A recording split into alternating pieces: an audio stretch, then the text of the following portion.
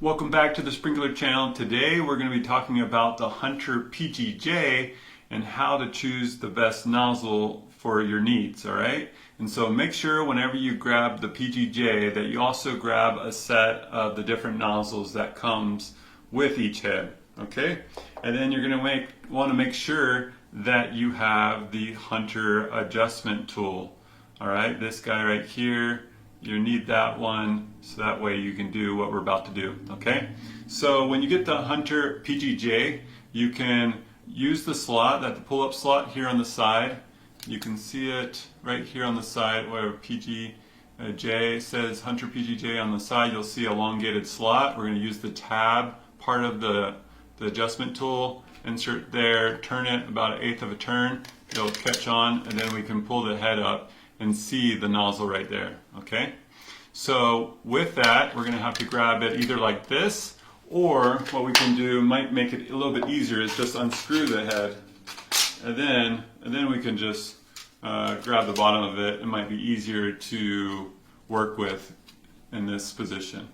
After we get to the nozzle, then we can remove the nozzle if the 2.0 is not what we need. But first of all, let's take a look at the Hunter charts for the nozzles to see exactly how to read the charts and know exactly which you might need for your certain lawn area or application, the distance that you need to go, okay? So over on this link that I'll share down below in the comments, we can see all the different red nozzles, right? And so we have here, there's numbers on these nozzles from all the way from 0.75 all the way up to 5.0, right down the middle here.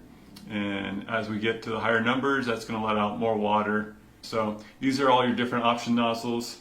Let's look at the charts to understand what each one is capable of doing. It's good to know that the ideal pressure of operating for these heads is 40 psi, and that's why it's going to be boldened right here in the middle, because that's going to be ideally the pressure that you're working with. You have to measure that pressure to know exactly what you're working with, or you back into it by how far it throws and to know the gallons per minute, okay? So let's take this 2.0 that's already installed. Let's look at that 2.0, and then we know if we have 40 psi to our sprinkler system that it's going to shoot a distance of 25 feet. Okay, that's going to be the radius of how far the water sprays out. And the flow is going to be 2.2 gallons per minute. Okay, so every minute it's pumping out 2 gallons of water over that distance that it's covering, dispersed throughout that area. And then the last two columns right here is talking about precipitation rates, measured in inches per hour. So that's kind of when you see on the news rainfall inches per hour, that's kind of what you can equate it to.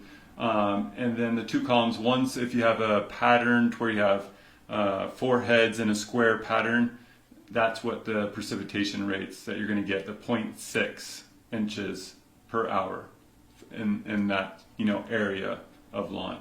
If you have a triangular where you have 3 heads that are kind of making a triangle pattern, then you're going to get a little more precipitation rate at 0.69 inches per hour. Okay, so this one only has 4. For whatever reason, we're going to look at 4 because this is the largest one that comes, at least on this set. Okay, and over at 4.0 at 40 psi. Okay, so we have the 4.0 nozzle, 40 psi. It's going to shoot 34 feet distance radius, and that's going to be putting out 4 gallons per minute.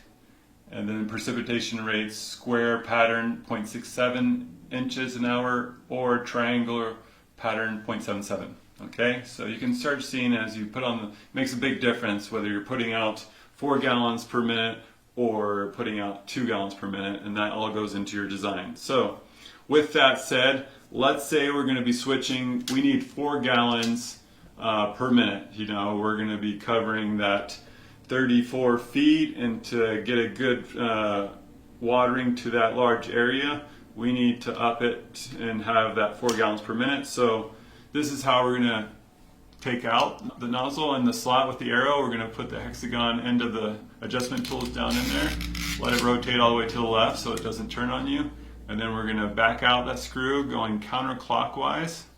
But so we don't have to take it all the way out, just enough to where that nozzle can come out. Okay, and then this is actually where that rainbow tool could come into play, is by just inserting that flathead, small flathead, on the side of the head right there, and then prying out carefully. So you can kind of see we're starting to pull it out. Kind of comes out at an angle, a 45-degree angle. Okay, so we'll grab that and then just wiggle that out if it wants to cooperate, and then it goes flying.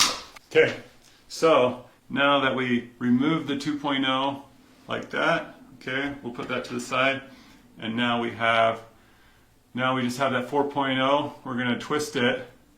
We're going to try to make sure we don't have an extra little node on it when we take it off, because that will cause some issues down the road. So just wiggle it enough to where it breaks off, and then just make sure that little burr of plastic, you can kind of get rid of that like that, okay? Because we don't want it to keep us from inserting the nozzle all the way into where it needs to go, okay? So once we got that taken care of, now we're going to go back here. This is what it looks like without any nozzle in it. And then we're going to make sure that we insert it, the right side up so we can see the 4.0. And then it will slide in there at an angle, okay? So with you trying to see what I'm doing here, I'll do it backwards. Hopefully we can do that. And then it should just be able to slide down into it like that. Okay. And then just make sure it's pressed in far enough to where it's flush. If it's not pushed in far enough, when it gets down to here, it's not going to be able to retract all the way, okay? So once you know that it's all the way pushed in all the way, then once it's pushed in all the way, then the screw will be able to go in front of that nozzle and be able to hold it in. So taking, once again, the Hunter tool with the hexagon end, then we're going to get back on that set screw and start rotating it to the right clockwise, and then you'll start seeing that set screw come down in front of the nozzle, and that's what's going to hold that nozzle in the sprinkler head. Okay, and just leave it wherever it was before. If you had it shorten the distance, whatever, but if you don't want it to be adjusting, if we want the full 37 feet, then we just have to screw it down just enough before it starts touching the stream of water coming out. Okay, so that's how you select and change the nozzle in the Hunter PGJ rotor head. Okay, if you have any questions, leave them in the comments below. Thanks for watching, and we'll catch you in the next one. Bye.